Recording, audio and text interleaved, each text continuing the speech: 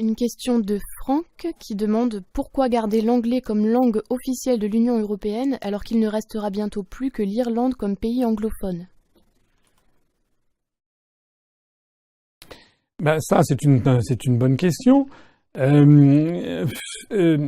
le statut de l'Irlande d'ailleurs est un peu divisé parce que je crois qu'effectivement, l'Irlande,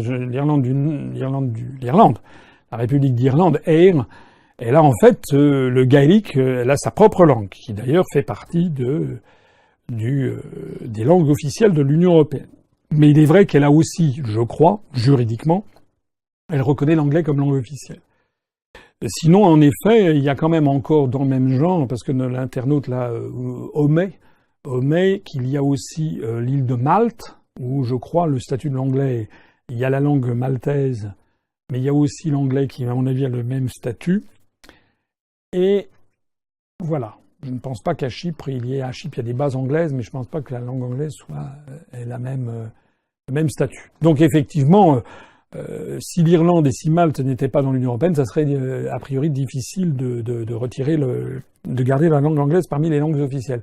Mais ça ne serait pas forcément impossible parce qu'il se trouve que pour retirer l'anglais des langues officielles, il faudrait l'unanimité des États et qu'on voit bien qu'il y a un certain nombre d'États qui voudraient quand même conserver l'anglais. Je pense par exemple aux Pays-Bas. Si vous allez aux Pays-Bas, c'est un pays où le peuple parle néerlandais, mais la langue anglaise est pratiquement omniprésente, même chez les Néerlandais. C'est presque à croire qu'un jour ils vont finir par abandonner leur propre langue. Le néerlandais pour parler langue. J'exagère à peine. On sait que dans tous les pays scandinaves, l'anglais est quand même assez largement parlé, parce que c'est assez... Les gens qui parlent le danois, le néerlandais, le suédois, sont des langues quand même qui ne sont pas très très parlées dans le reste du monde, et donc assez naturellement, ils se tournent vers l'anglais comme langue vernaculaire pour parler dans le reste du monde. Comme koiné, disent les linguistes, c'était une espèce de langue généralement répartie comme était le latin au Moyen-Âge ou comme était la langue française dans les cours d'Europe uniquement à l'âge classique, dans toutes les cours d'Europe, mais seulement l'aristocratie, pas le peuple, mais l'aristocratie dans toutes les cours parlait la langue française.